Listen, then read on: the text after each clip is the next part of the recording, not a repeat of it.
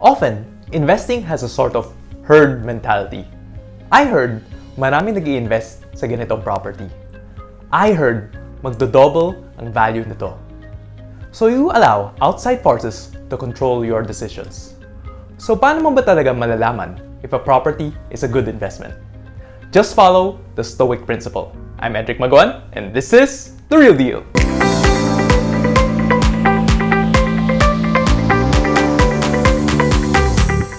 Most of the time, we find ourselves feeling anxious, worried, or even outright panic-stricken by certain uncontrollable events in our lives or in the media we consume. When this happens, when we focus on the uncontrollable, we most commonly do one of two things. We either freeze out of fear and forget to control what we can, or we make hasty, ill-informed decisions. In real estate investing, this happens most of the time. Many investors, especially first-time investors, are lured into it with the promising future value projections without knowing the fundamentals of real estate investing. You might find later on that you were ill-equipped to handle certain situations, or you panic and lose millions. For me, real estate investing is not primarily about trying to speculate what the value will be several years down the road. It's not about always being up to date with all the latest charts, graphs, and news articles. Yes, it pays to know what's going on, but it's not something you spend time on every day.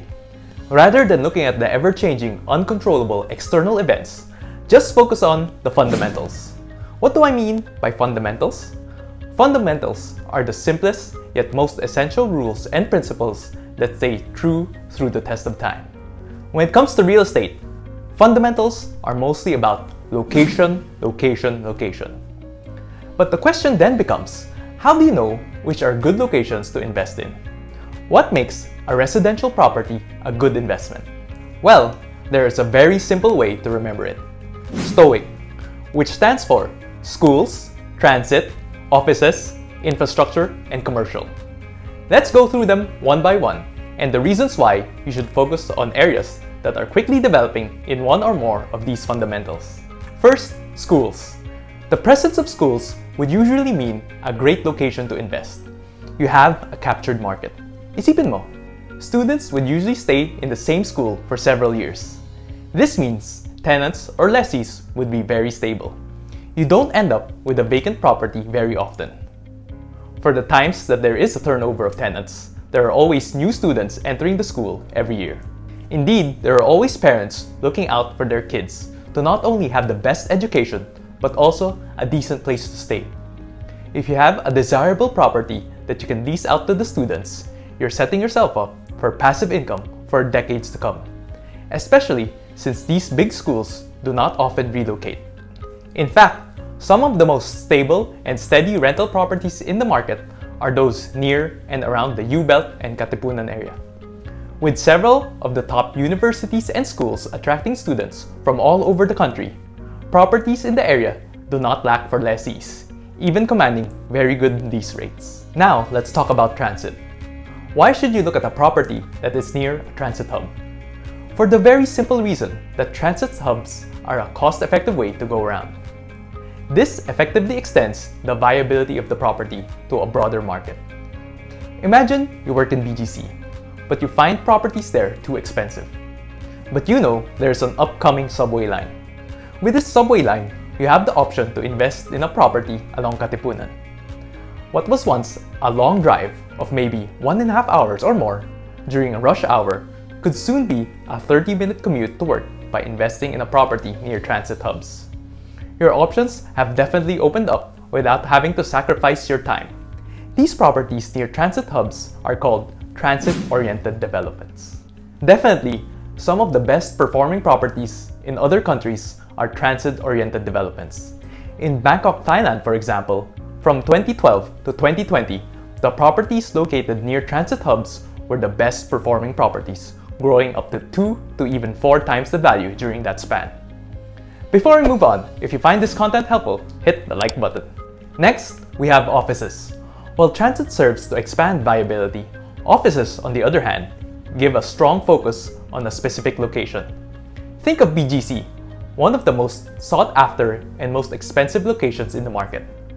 But it wasn't always this way. What brought about its incredible growth in a relatively short amount of time is the high concentration of office spaces. Add to the fact that big office spaces also bring in people with high income and are willing to pay a premium to be within walking distance to their workplace. With offices, the mix of more people and high-income individuals who frequent the area have driven demand and prices of the property through the roof. Fourth is infrastructure. Much like transit hubs, infrastructure projects also has a huge impact on the prices of properties. These may be projects within the city, like new roads and bridges that will alleviate traffic, or may be expressways that provide accessibility connecting one place to another. For example, a relatively short bridge like the fairly recently opened Ortigas BGC link has drawn interest and demand for properties in Pasig City for those working in BGC. What was once a 30-minute drive is now a short 10-minute drive. Or how about the continuously growing network of expressways in the south, which has made Cavite and Nuvali viable areas to live, even those for working in Metro Manila, pushing up demand and prices in areas far from the city center. Lastly, we have commercial areas. Commercial areas really breathe life to the properties. I call them the spice of real estate. They make our daily lives more convenient and more enjoyable. Malls, restaurants, and a variety of activities available in an area can really add value to those nearby. This is why heavily commercialized areas also have high growth potential. People are just attracted to these locations, which drives demand. Just imagine living within Ortigas Center, home to some of the biggest and most well-known shopping malls in the country, hosting a variety of activities you can enjoy. All of this has added to the bustling real estate market of the Ortigas Center, and it continues to grow even today, with new malls still underway. If you want to learn which pre-selling developments have strong fundamentals, schedule a free consultation with me or message me via the link in the description. Coincidentally, the STOIC principle in real estate is somewhat similar to being a stoic, but there is probably no term more misunderstood than stoic. A quick Google search defines it as the endurance of pain or hardship without display of feelings and without complaint.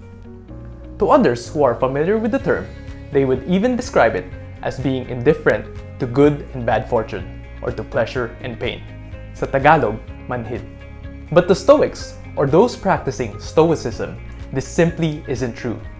Stoics do feel pleasure and pain, just like everyone else. But they don't let emotions get in the way or run their lives and decisions.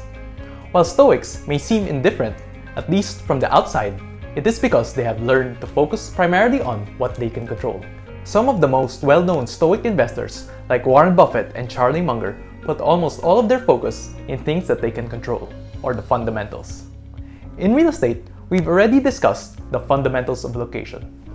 But another thing that you can control, which is equally important, is your personal finance. In fact, you have to master this skill first before you start investing in real estate. Because real estate is a major and long-term investment decision. But the cool thing about real estate investing is there are so many ways to make money.